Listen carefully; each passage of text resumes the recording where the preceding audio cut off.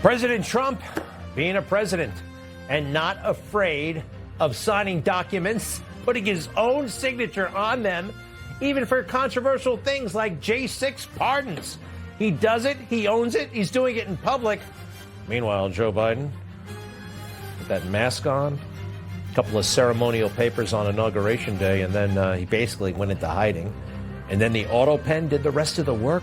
What the hell is going on here? All right, they got all kinds of Autopens, nice ones that look like a 15-year-old signature, and more sophisticated ones that look like, well, a presidential signature. It's all rotten, in my opinion.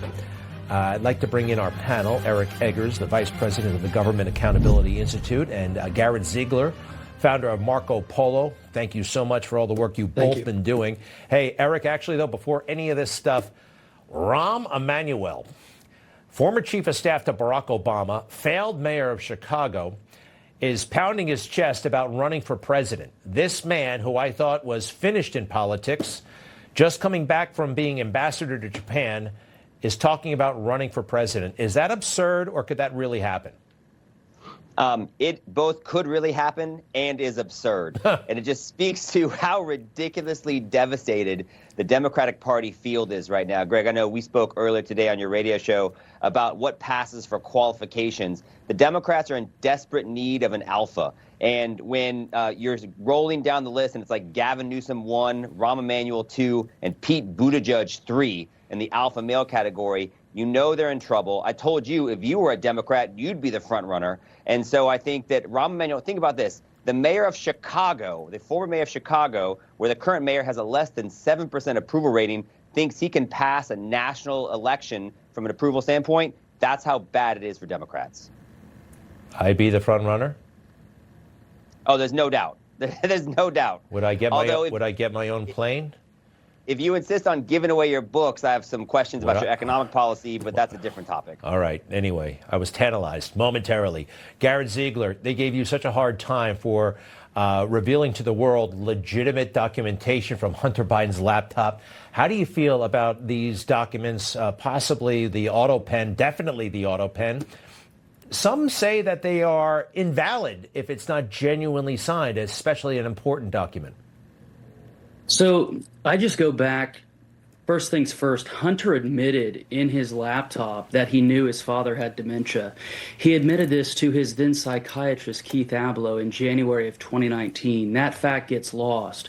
So that means the family has known about this internally for a very long time. Now, they said it was early onset or very early stage, but still, the mens rea, as prosecutors say, the mens rea is such that we don't know if Joe knew what he was doing at the time. And especially with these sweeping pardons, by the way, that have never been challenged. The pardon that Gerald Ford gave to Nixon was never challenged, so we don't really know what SCOTUS would say about it. And remember, the pardon that Joe gave to not only Hunter, which everybody knows about, but to his siblings and their spouses is twice the amount of immunity that Nixon was granted. 10 years and 11 months, Greg. So I think that these sweeping pardons, if only they should be challenged for this reason alone, that did Joe really know what he was signing? And sometimes, by the way, it was signed in a different city than what he was, meaning the document stated Washington, D.C., and the folks at the Oversight Project today basically geolocated Joe in the Virgin Islands when the document said he was in Washington. So I think that this goes beyond just a congressional investigation. I think the American public is not tired of congressional investigations. They just realize that congressmen can indict people. I think this is the perfect parameter for a DOJ criminal investigation. That is totally amazing what you said about the laptop 2019. Nobody knows that laptop better than you. BidenReport.com, BidenReport.com. Yes. You can actually look at the laptop there. And can I just ask you real quick again, how long would it take somebody to go through the entire thing? I've seen some juicy parts. I've seen a lot of pictures, but I did not know what you just said. So I have to give my mother a shout out. Anita, this isn't the best, but she hasn't even made it all the way through yet, and she's my mom. So if you read a page a day, it'll take you about 2 years. But it goes through, there's 200 gigabytes and Eric knows well that this material is voluminous. And that conversation that I alluded to earlier, it's on page 555 in our book. It's him, just basically shooting it up with his then psychiatrist. And they're joking about it. They're joking about Joe's dementia. Not my words, his words. That's pretty wild. Also curious that you call your mom by her first name. I like that. I'm just curious.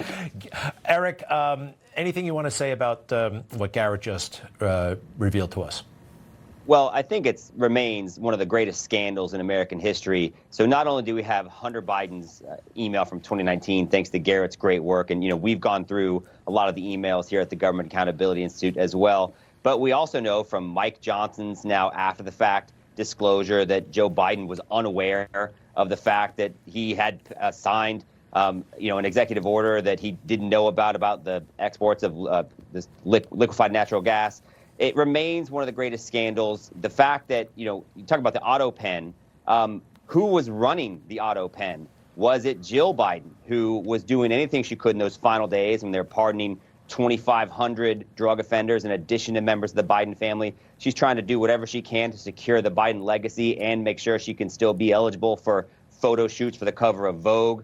Was it Barack Obama or some of his staff? Remember, Barack Obama lived in Washington, D.C. at the same time that Joe Biden, who struggled with dementia, was allegedly president, but clearly not in command of not only his faculties, but the country. And you have Barack Obama, who publicly mused that he would be very open to the idea of a third term if he didn't actually have to do all the things presidents have to do.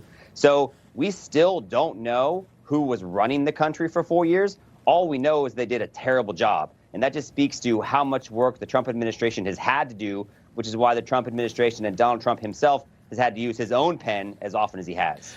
Thank you. And Garrett, you mentioned the Gerald Ford pardon. That basically killed his reelection chances. It was the biggest story for about 6 months. If we go through these pardons, I think we have them all cropped individually, for Fauci, for Milley, for Liz Cheney, the January 6ers. These are, or at least should be, horrendously controversial. But they barely enter the national consciousness because the dominant media glossed over it. It was barely mentioned. And that is a disgrace. It is a disgrace, and it's part of the reason why our small C3 exists. And I just would be remiss if I didn't mention it's not just the pardons, as you know. It's these horrific commutations. I'm an Illinoisan. I'm not from Pennsylvania. But there's a particular commutation that I want to give a shout out to the parents of kids who are basically sold into juvie for cash. Look up Cash for Kids scandal in Pennsylvania. There were judges who did serious time in federal prison for a kickback scheme whereby they got a certain cut if they sent kids to juvie. And the reason why I'm bringing this up, this horrific topic, is that Biden commuted some of those judges. And who knows if that was an Autopen fiasco. I remember that one. That was a couple of months before he left office, right? No, that was in the 11th hour, too. I'm not sure it was the January 19th one like his siblings, but it was within, I'm for sure it was within January. Yeah. Insane story. Kids for cash. Right. No, I do remember that. We mentioned it, but not enough. Not enough. There is so much there on Joe Biden. We got to increase our capacity to tell these stories. You guys are amazing. Garrett Ziegler, please go Thanks for having me on. BidenReport.com. Thank you, sir. BidenReport.com. And Eric Eggers, the Government Accountability Institute. But you got to go to the Drilldown podcast. That is fantastic. Wherever you get your podcast. Thanks, gents. We'll be right back.